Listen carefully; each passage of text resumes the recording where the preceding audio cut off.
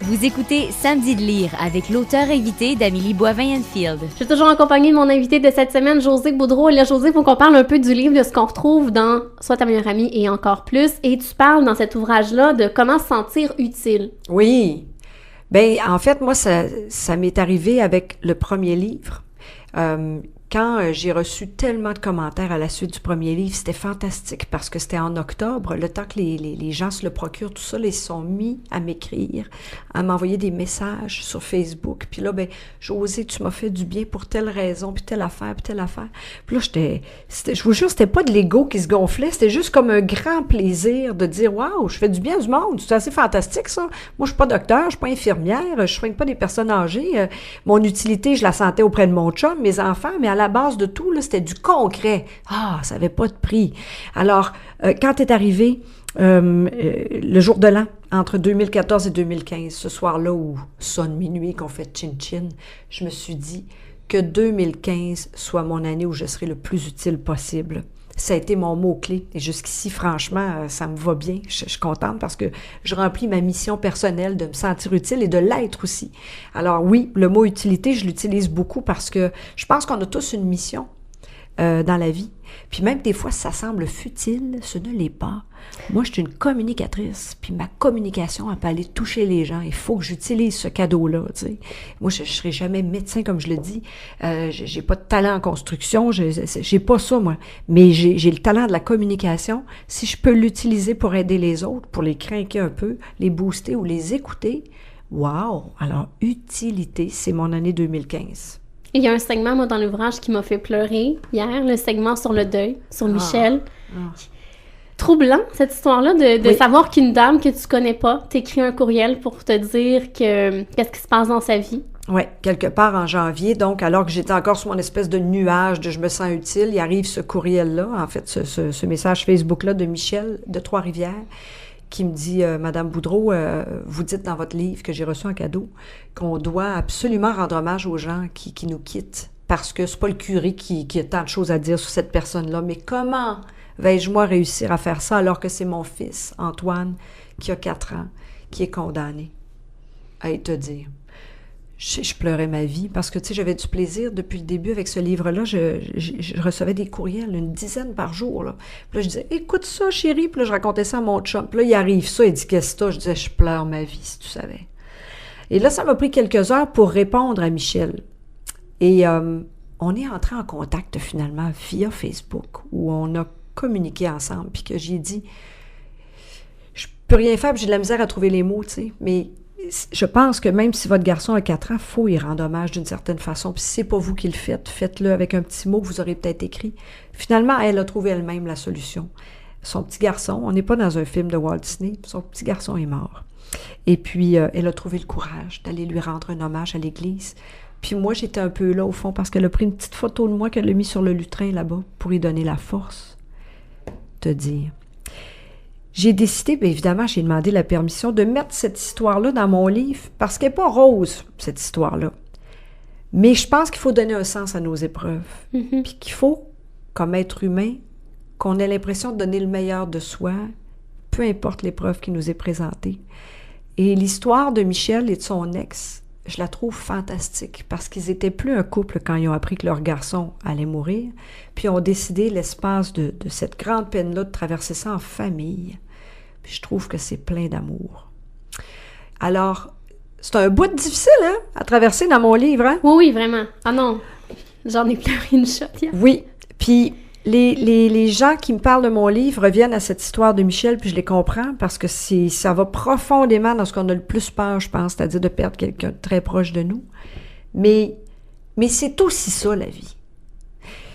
Tu sais, je trouve qu'aujourd'hui, avec les médias sociaux, on voit beaucoup de gens qui ont l'air heureux, tout est beau, tout est content, puis tout d'un coup, flac, ça divorce, tu sais. Je veux dire, on se fait beaucoup d'accroire. Puis c'est correct, là, si on veut que les autres nous perçoivent comme ça, mais la vraie vie, c'est aussi nos peines. C'est aussi notre résilience. C'est aussi le courage qu'on a de traverser les choses. Puis c'est aussi de dire, je manque de courage, j'ai de la peine, puis ça va pas bien. Puis moi, dans ce deuxième livre-là, il y a le deuil, le renouveau, il y a cette façon de dire, ce n'est pas de ta faute aussi.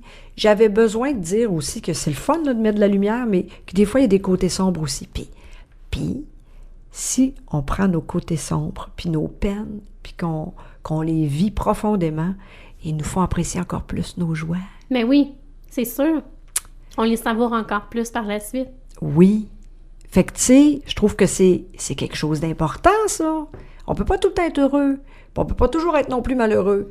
Mais il y a moyen de se faire une génératrice avec ça. Que ce soit noir ou blanc, brasse-moi ça, puis tu vas avoir de quoi là-dedans, tu sais. Puis Michel est venu à Montréal au lancement de mon livre. J'ai été la voir à Trois-Rivières avant ce lancement-là. J'étais allée lui porter en main propre le livre. Puis tu sais, sa mère et elle, entre autres, avec qui je suis plus en contact, m'ont dit « C'est fantastique parce que ton livre, il fait qu'au fond, Antoine ne mourra jamais. Noir sur blanc, il y a un morceau de son histoire. » Wow! J'avais pas pensé à ça. Moi non plus, mais je me sens utile. Ça m'a fait plaisir. Et tu parles aussi de la rivalité. Ouais. Passer du rêve à la réalité. Mm-hmm. C'est parce que je trouve qu'il y a beaucoup de gens... Bon, encore avec les... Je raconte ça dans ma conférence. Ça. Là, je dis, il y a une madame, à un moment donné, Francine, elle m'a écrit. Francine, elle m'a écrit, Josée, vous m'avez fait du bien avec votre livre. Je suis contente. Merci beaucoup. Ça fait des années que je veux coudre. Puis là, je vais m'y mettre. Je veux coudre. Puis là, j'y réponds, bravo, Francine, merci, vous me faites sentir utile, puis oui, vous avez raison, ça vous tente, vous, ça, allez-y, cousez. Et là, 2-3 semaines après, en tout cas, Josée, c'est Francine, je veux dire que je vais coudre, là, ça s'en vient. Bravo, Francine, lâchez pas, tu sais, je vous encourage, c'est vrai, au fond, il faut juste le faire, puis il y a des cours sur Internet, tout ça. Elle me réécrit au bout de 3-4 mois, Josée, c'est Francine, on s'est déjà écrit, j'ai assez le goût de coudre, le coup! Tu sais, à un moment donné, coup. Mais ça m'a inspiré. Passer du rêve à la réalité. Mais des fois, là, on le sait même pas pourquoi, là, nos jambes, ils veulent pas avancer. C'est super dur. Mais il y a un moyen, par exemple, ça prend beaucoup de courage. Mm-hmm. Mais donc, moi, j'ai comme inventé ce mot-là, la rivalité. Il faut se jeter dans le vide parfois. Ah, mais il faut. Puis tu sais, je dis il faut. Il y a des gens là, qui vont se contenter de leur vie dans leurs petites pantoufles, de leur 9 à 5, puis sont bien là-dedans. Mais bravo, c'est merveilleux, vous êtes heureux. C'est ça que vous aimez. C'est magique, ça, d'avoir trouvé ton X. Toi, c'est ça ton bonheur. Moi, j'écoute, bouge rien, t'es bien, là. Mais si ça va pas bien, s'il y a quelque chose, tu as toujours cette espèce de vide intérieur. C'est-tu en amour?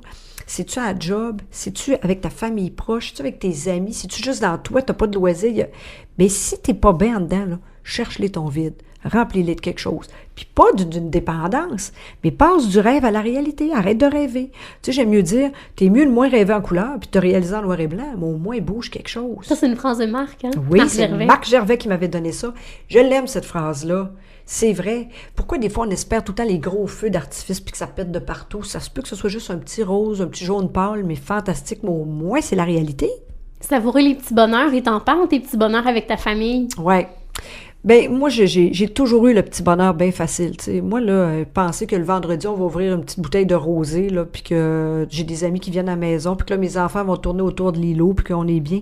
Moi, ça, tu sais, je dis petit bonheur, là, dans la proportion du monde ordinaire, peut-être que c'est un petit bonheur, un petit, mais moi, c'est un grand, grand bonheur. Fait que t'imagines quand même mes petits bonheurs, genre mon café au lait le matin, le fun, tu sais. Tu sais, je le sais, là, je suis pas folle, là, je regarde ça, je fais, mon Dieu, que j'ai le bonheur facile. Ben, je suis de même, moi. Puis, sais-tu quoi? C'est fantastique d'être comme ça. Mais, je sais qu'il y a des gens qui naissent avec cette facilité d'aimer la vie. Je sais aussi qu'il y a des gens qui naissent avec une difficulté à aimer la vie, que c'est plus dur pour eux autres. Ça, j'ai pas de solution là-dedans, tu sais. Non, parce que pour les gens, parce que moi aussi, j'ai le bonheur facile, quand c'est plus facile, on dirait qu'on a de la difficulté à comprendre les gens qui voient toujours le verre à moitié vide. Sais-tu, moi, j'ai développé l'empathie avec le temps. Puis je suis contente d'avoir ça, parce qu'avant, j'avais le jugement beaucoup plus facile. Tu sais?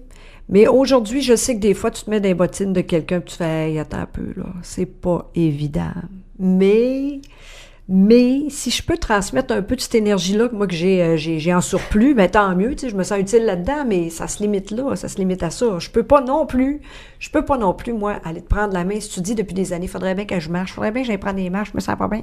Ben là, c'est pas moi qui va prendre tes running shoes, je vais aller marcher, marche. Mais fais-le aussi. On a une part de responsabilité aussi de notre bonheur. On choisit pas toutes nos épreuves, là. Tu sais, Michel, dans mon livre, elle n'a pas choisi, elle, que son fils meure, là. Écoute, je pense à ça, tu sais, t'imagines, ma fille a le même âge, ça me rendait folle, cette histoire-là. Mais elle a choisi, par exemple, avec son ex, de donner le meilleur d'elle-même jusqu'au bout à son fils. Puis là, elle a choisi en juin de retourner travailler, puis de se dire lentement mais sûrement. Puis elle a choisi d'avoir ses antidépresseurs, puis de dire, mais j'avance quand même, parce que la vie continue à briller, puis que j'ai un autre fils qui m'aime aussi, puis que j'aime. Tu sais, elle a choisi tout ça. Elle aurait pu choisir d'être juste dans la peine tout le temps. C'est ça, c'est à nous de choisir ce qu'on veut faire avec notre vie. Vraiment. C'est quoi ta mission de vie? Puis des fois, on a l'impression que ça peut être bien grand, mais ça peut être une petite chose, mais qui fait que toi, t'es utile. T'apportes, tu mets ton épaule à la roue, puis ça vire ton affaire.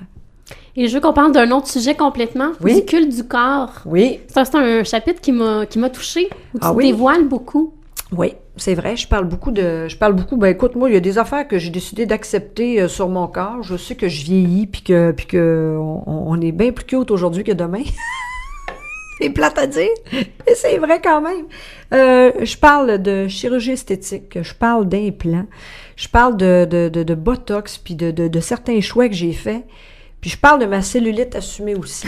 Ben, tu sais, n'empêche que quand je mange un morceau de sucre à la crème, mon image, c'est que je sais que je vais avoir des plus grosses fesses, puis je le sais, puis ça me fait pas plaisir, mais en même temps, le sucre à la crème, la fin de semaine, est permis. Fait que, et où la part de ce qu'on peut changer, de ce qu'on peut accepter, puis de ce qu'on peut modifier? Oui, j'en parle dans le culte du corps, puis je pense que beaucoup de femmes qui vont se retrouver là-dedans. Toi, ça t'a touché, hein? Oui, ça m'a touchée. Pourquoi ça t'a touché? Mais à quel point tu t'assumais avec le corps que tu avais, puis qu'en même temps, c'est à nous de faire des choix. Tu fais du sport 3 fois par semaine. Oui. Et justement, ça aide justement à préserver le corps qu'on a quand on fait du sport. Puis pour le mental aussi, ça change beaucoup de choses. Oui, mais moi, je pense aussi que, tu sais, ce qui est, regarde, je reviens encore à l'affaire de l'attitude. Moi, je suis née avec le goût de faire du sport puis de bouger. Fait que, contrairement à une femme, mettons, là, qui n'a même pas de problème de poids, là, puis qui aime pas ça, le sport, tu sais, moi, j'ai pas de problème de poids non plus, mais en plus, j'aime ça m'entraîner. Fait que tu comprends, c'est facile. Mais j'ai quand même cette motivation-là. Tu sais, je veux dire, en quelque part, c'est moi qui le fais, c'est moi qui s'en occupe. Puis moi, je parle de ça, le culte du corps, parce que je trouve qu'on se met beaucoup de pression. Puis qu'en même temps, à un moment donné, il faut choisir nos combats. Mais à la base de tout, le sport, l'entraînement physique, le beau corps, c'est vrai que ça passe par la tête d'abord.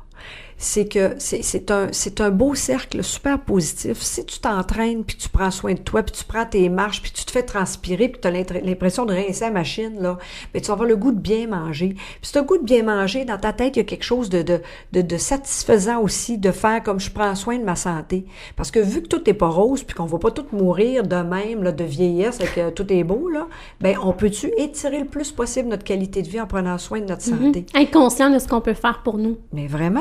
Mais en même temps, il ne faut pas être fou non plus. Les maudits régimes, puis toutes ces histoires-là de se restreindre, puis de donner à notre corps juste envie de bouffer une fois qu'on aura passé à travers ça, c'est pas logique. Fait qu'il y a une logique simple, c'est d'avoir un équilibre dans la vie. Fait que c'est pour ça que j'en parle. Puis là, ben quand tu fais tes choix, après, tu dis, bon, ça changera pas, puis ça va être de même. Puis, écoute, moi, j'ai de la cellulite et des cuisses molles, mais ils sont entraînés, par exemple. Puis le peu dur qui peut pas bouger, là, je l'ai entraîné pour qu'il reste dur. Mais le reste, qu'est-ce que tu veux, ça va flagosser un peu, puis ça sera pas en s'améliorant, puis ça va être comme ça. Mais merci, Josée, d'avoir écrit ça. On s'arrête et au retour, on parle de ton coup de cœur littéraire. OK, merci.